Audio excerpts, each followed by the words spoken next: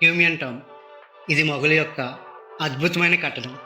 మొఘల్ చక్రవర్తి హ్యూమియన్ మరణం తర్వాత అతని భార్య హమీదా బాను బేగం నిర్మించారు. 1993లో యునెస్కో దీన్ని గుర్తించింది.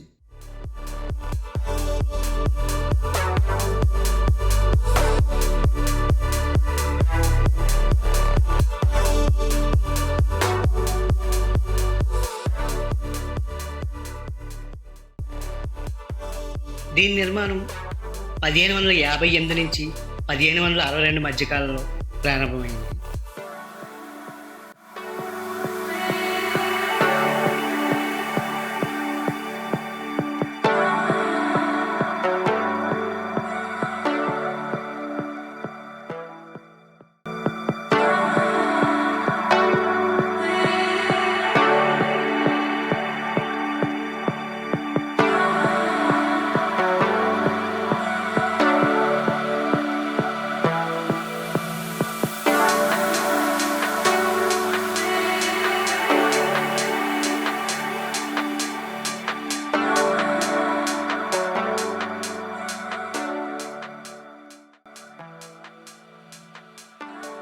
దీన్ని చార్బాగ్ పద్ధతిలో రూపించబడ్డారు. పర్షియన్ స్టైల్ తోటలు, నీటి కాలువలు, ఇసుకరాయి, తెల్లటి మార్బుల్స్ పెద్ద ఎత్తున ఈ కట్టడంలో ఉపయోగించారు.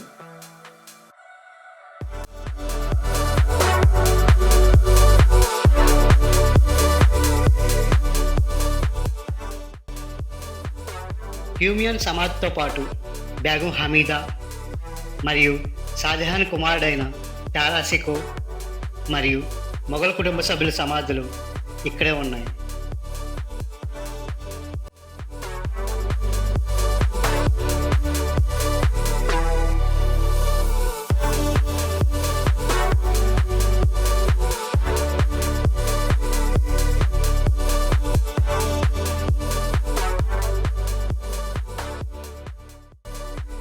కుతుబ్ మినార్ ఇది ఢిల్లీలోని మెహ్రౌలి ఏరియాలో ఉంది. దీని timings morning 7 AM to evening 8 PM.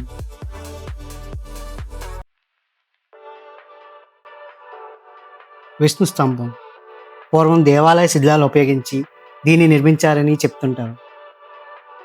దీన్ని ఖగోళ అధ్యయనం కోసం వేధశాలలుగా లేదా ధ్వజస్తంభంగా వాడేవారని VHP సంస్థ చెప్తుంది. ఇది ముస్లిం విజయానికి ప్రతీకగా నిర్మించినట్లు చెప్తుంటారు.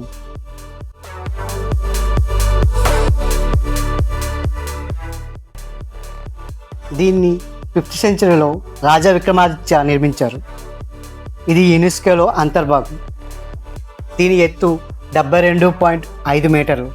దీని వ్యాసం 14.3 మీటర్లు. ఇది 5 అంతస్తుల నిర్మాణం.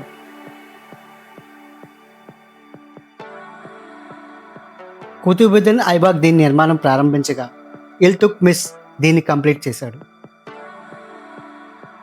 జూన్ 22న భూమి మీద దీని నీడ పడదు, ఎందుకంటే ఈ కట్టడం 5 డిగ్రీల వంపు కలిగి ఉంది.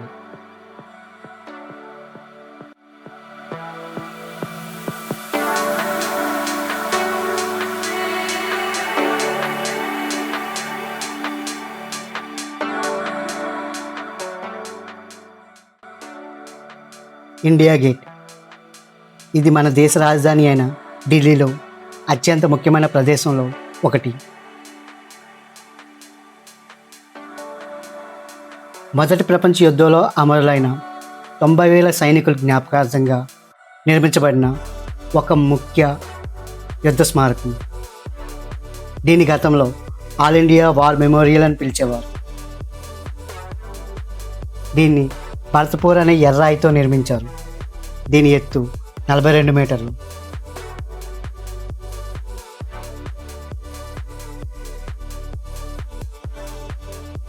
(1971) నుండి ఇక్కడ అమర్ జవాన్ జ్యోతి వెలుగుతూనే ఉంటుంది.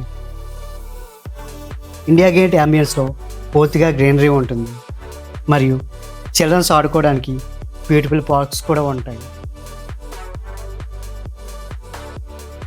1914 నుండి 1918 వరకు జరిగిన ఫస్ట్ వరల్డ్ వార్లో 80,000 మంది సైనికులు అమరులైతే ఆ తర్వాత జరిగిన ఆఫ్ఘన్ వార్లో కూడా 10,000 మంది సైనికులు అమరులయ్యారు. వారి జ్ఞాపకార్థం ఇండియా గేట్ రూపొందించబడింది.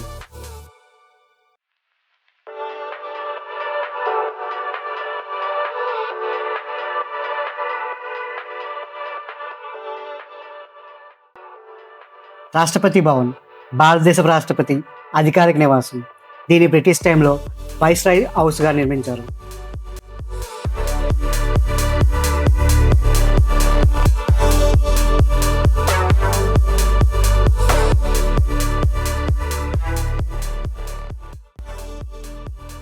ఇది న్యూఢిల్లీలో రాజ్పథ్ లైన్లో ఉంది. దీని నిర్మాణం 1912 నుంచి 1929 మధ్యకాలంలో సాగింది.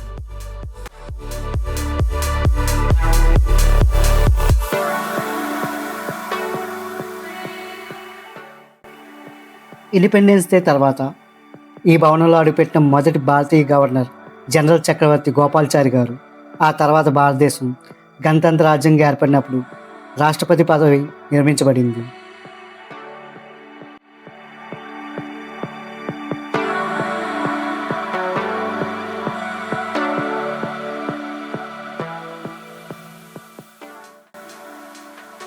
ఈ భవన్లో 24/7 సెక్యూరిటీ ఉంటుంది అండ్ బ్లాక్ కమాండోలు ఉంటారు. వీళ్ళు ఆర్మీ, నేవీ అండ్ ఎయిర్ ఫోర్స్లో ట్రైనింగ్ అయ్యి ఉంటారు. వీళ్ళు 6 feet పైనే ఉంటారు. ప్రతి సంవత్సరం జనవరి 26న రిపబ్లిక్ డే రోజున రాష్ట్రపతి భవన్ అంబియన్స్లో పెద్ద ఎత్తున పెరేడ్ జరుగుతూనే ఉంటుంది.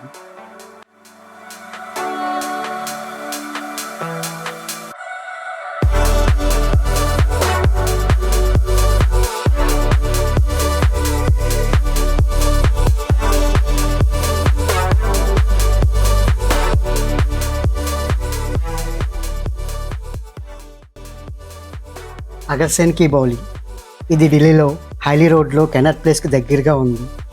దీన్ని చూడడానికి timings morning 9 AM to evening 5:30 PM.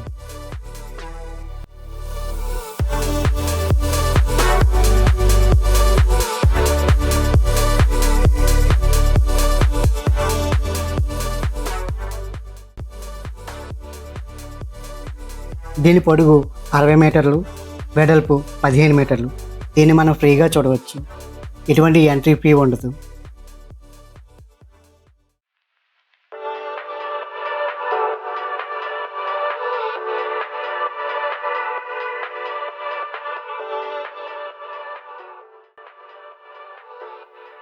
దీన్ని చూడడానికి ప్రపంచవ్యాప్తంగా ఉన్న ఫారినర్స్ అందరూ వస్తుంటారు.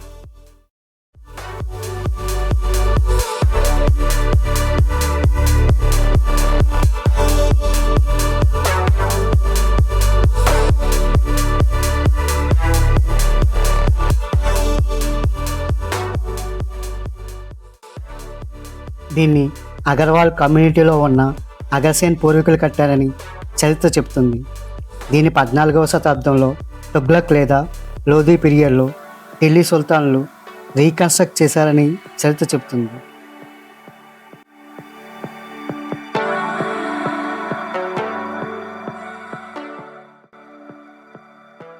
బంగ్లా సాహిబ్ ఇది 8వ సిక్కు గురువైన హరికృష్ణ దేవ్ జ్ఞాపకాలతో నిర్మించబడింది. ఇది కెనాట్ ప్లేస్కి దగ్గరగా ఉంటుంది. రాజా జైసింగ్ అని పిలువబడే ఈ స్థలంలో గురుద్వారాను నిర్మించారు. ఇది 24 hours ఓపెన్లోనే ఉంటుంది.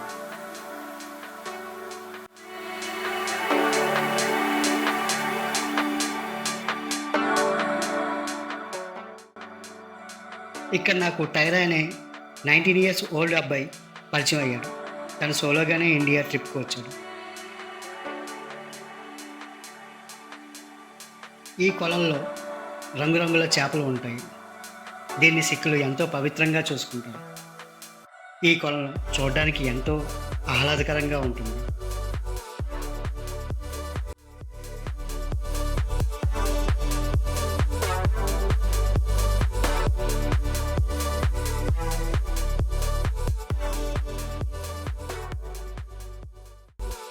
జామా మసీద్ ఢిల్లీలో జామా మసీద్ భారతదేశంలో అతిపెద్ద మరియు సామూహిక ప్రార్థనా మందిరం. దీన్ని 5వ చక్రవర్తి అయిన షాజహాన్ 1656లో ఓల్డ్ ఢిల్లీలో నిర్మించబడ్డారు.